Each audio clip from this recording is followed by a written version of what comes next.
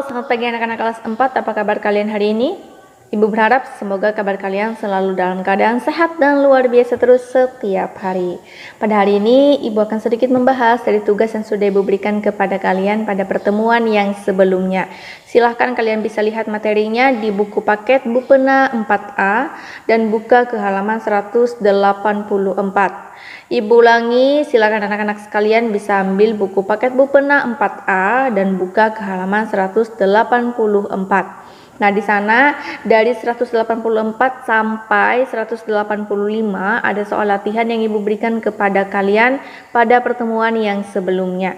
Yang dimana yang pertama itu kalian diminta memilih sebanyak 5 hewan saja ya, tidak semuanya. Kalian diminta memilih gambar 5 hewan saja, kemudian kalian mencari informasi dari kelima hewan yang kalian pilih itu, baik itu tempat hidupnya, baik itu juga tentang manfaat dari hewan-hewan itu bagi manusia dan juga bagi lingkungannya. Kemudian anak-anak di sini juga ada ya soal latihan lanjutan di halaman 185, yang dimana di halaman 185 di sana ada 3 soal lagi yang Ibu berikan kepada kalian pada pertemuan yang sebelumnya. Nah, dengan perintah soal di sana adalah kerjakan soal-soal berikut. Nomor 1, bagaimana ciri-ciri tempat hidup hewan yang memiliki sirip? Apa kegunaan sirip tersebut? Nah, ciri-ciri tempat hidup hewan yang memiliki sirip ini adalah di air. Nah, hewan apa yang memiliki sirip? Nah, hewan yang memiliki sirip ini adalah ikan. Apa kegunaan sirip tersebut? Nah, kegunaan sirip tersebut adalah untuk alat gerak pada ikan. Nah, jadi untuk alat gerak keseimbangan pada ikan, ya. Kemudian yang kedua, di sana mengapa kelinci dan ikan tidak dapat hidup di tempat yang sama? Kenapa tidak dapat hidup di tempat yang sama? Karena ikan itu dia tidak bisa hidup kalau di darat, ikan hanya bisa hidup di perairan. Kemudian kelinci hanya bisa hidup di darat dan tidak bisa hidup di perairan. Jadi kedua hewan ini memiliki tempat hidup yang berbeda, satunya di perairan, yang satunya di darat. Kemudian yang ketiga, tuliskan pemanfaatan sapi, kuda, kucing, burung merpati, dan ikan mujair. Nah, apa sih manfaat dari hewan-hewan ini? Nah, pemanfaatannya misalkan sapi ya. Sapi ini kita bisa memanfaatkan dia sebagai hewan peliharaan dan juga bisa diambil susu dan juga dagingnya oleh manusia.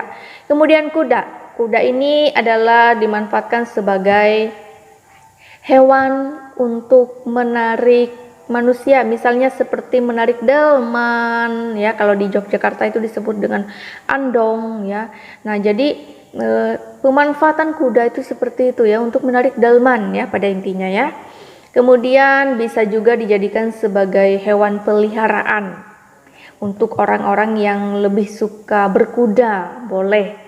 Nah, kemudian kucing ini juga dimanfaatkan sebagai hewan peliharaan ya, jadikan sebagai hewan peliharaan. Burung merpati juga sama, dimanfaatkan sebagai hewan peliharaan. Kemudian ikan mujair. Nah, ikan mujair ini bisa dijadikan sebagai hewan peliharaan, bisa dipelihara di akuarium, bisa dipelihara di kolam ikan, dan juga ikan mujair ini juga bisa dimakan ya, diolah menjadi berbagai macam makanan atau masakan. Kemudian selanjutnya anak-anak, untuk materi pelajaran IPS atau ilmu pengetahuan sosial kita bisa lanjutkan kembali materi kita ke halaman 193. Silakan kalian bisa balik halaman bukunya ke halaman 193. Di halaman 193 di sana ada materi IPS yang akan kita pelajari pada hari ini dengan judul memanfaatkan sumber daya alam hayati. Memanfaatkan sumber daya alam hayati. Makhluk hidup terdiri dari manusia, hewan, dan tumbuhan.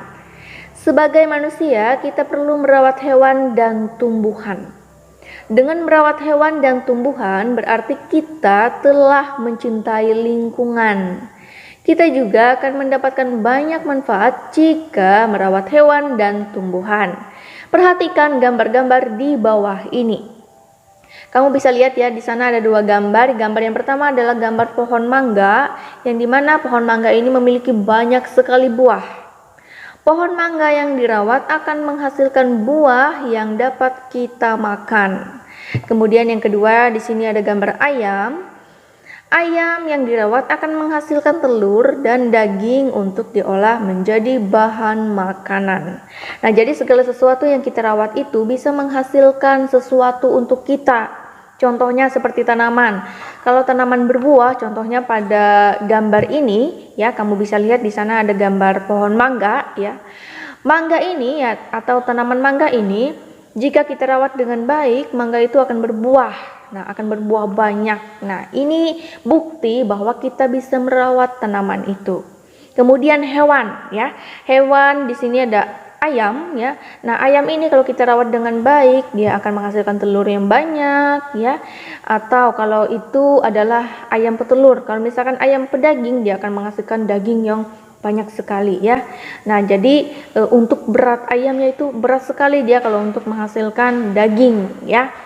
Nah, itu dia kalau tumbuhan dan hewan bisa kita rawat dengan baik, dia juga akan memberi hasil yang baik untuk kita manusia.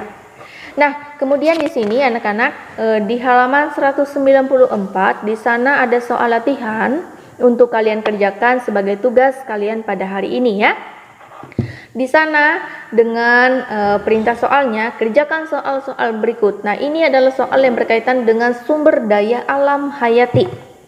Nomor 1, apa kegiatan yang dapat kamu lakukan sebagai bentuk mencintai lingkungan di sekitarmu?